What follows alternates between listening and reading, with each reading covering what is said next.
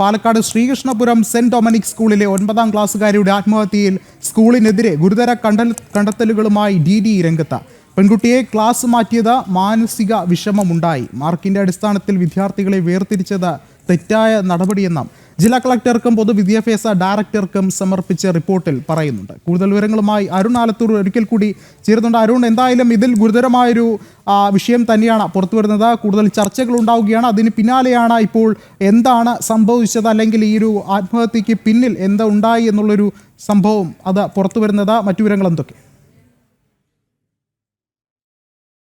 തീർച്ചയായിട്ടും വിഷ്ണു, ഈ Palakkad Sreekrishnapuram saint Dominic സ്കൂളിലെ 9ാം ക്ലാസ്സുകാരിയായ ആശിർ നന്ദയുടെ ആത്മഹത്യയിൽ വലിയ രീതിയിലുള്ള പ്രതിഷേധങ്ങളും മറ്റുമൊക്കെ ആയിരുന്നു കഴിഞ്ഞ ദിവസങ്ങളിൽ ഉയർന്നത്. അതിനൊടുവിൽ കഴിഞ്ഞ ദിവസം ബാലാവകാശ കമ്മീഷൻ ഈ പെൺകുട്ടിയുടെ വീടും അതുപോലെ തന്നെ സ്കൂളൊക്കെ സന്ദർശിക്കുകയും വിഷയത്തിൽ റിപ്പോർട്ട് ആവശ്യപ്പെടുകയും ഒക്കെ ചെയ്തിരുന്നു.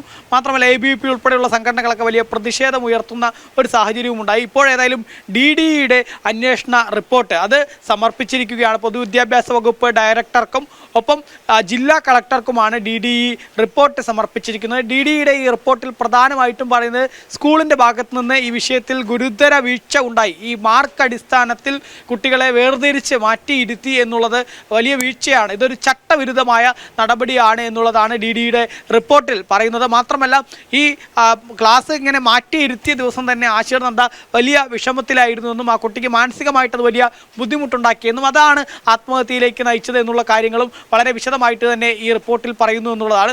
ഒപ്പം തന്നെ മറ്റൊരു കാര്യം പറയുന്നത്, ഇത്തരത്തിൽ ഈ മാർക്ക് അടിസ്ഥാനത്തിൽ കുട്ടികളെ മാറ്റിയിരുത്തുന്നുണ്ട് എന്നുള്ള കാര്യത്തിൽ അധ്യാപകർ രക്ഷിതാക്കളിൽ നിന്നും ഇതിൻ്റെ സമ്മതപത്രം ഒപ്പിട്ട് വാങ്ങുന്ന ഒരു സ്ഥിതിയും ഉണ്ടായിട്ടുണ്ട്. ഇതും തെറ്റായ നടപടിയാണ് എന്നുള്ളതാണ് DDEയുടെ അന്വേഷണ റിപ്പോർട്ടിൽ പറയുന്നത്. ഏതായാലും ഞാൻ നേരത്തെ പറഞ്ഞ പോലെ ഈ DDEയുടെ റിപ്പോർട്ട് ഇപ്പോൾ കളക്ടർക്കും പൊതുവിദ്യാഭ്യാസ വകുപ്പ് ഡയറക്ടർക്കും സമർപ്പിച്ചിരിക്കുകയാണ്. വളരെ വിശദമായ റിപ്പോർട്ടാണ് DDE വിഷയത്തിൽ സമർപ്പിച്ചിരിക്കുന്നത്. അതേസമയം തന്നെ ഈ സംഭവത്തിൽ പോലീസിൻ്റെ അന്വേഷണവും പുരോഗമിച്ചുകൊണ്ടിരിക്കുന്നുണ്ട്. പോലീസ് സ്കൂൾ അധികൃതരുടെയും അതുപോലെ തന്നെ ഈ മരിച്ച പെൺകുട്ടിയുടെ വീട്ടുകാരുടെയൊക്കെ മൊഴി രേഖപ്പെടുത്തിയിട്ടുണ്ട്. ഇന്ന് മറ്റ് നടപടികളിലേക്ക് ഇനി പോലീസ് കടക്കുമെന്നുള്ളതാണ് നമുക്ക് മനസ്സിലാക്കാൻ സാധിക്കുന്നത്. കഴിഞ്ഞ ദിവസം ഇതുമായി ബന്ധപ്പെട്ട് 5 അധ്യാപകരെ, പ്രധാന അധ്യാപകർ ഉൾപ്പെടെ 5 അധ്യാപകരെ സ്കൂൾ മാനേജ്മെൻറ്റ് പുറത്താക്കുന്ന ഒരു സ്ഥിതി ഉണ്ടായിട്ടുണ്ടായിരുന്നു.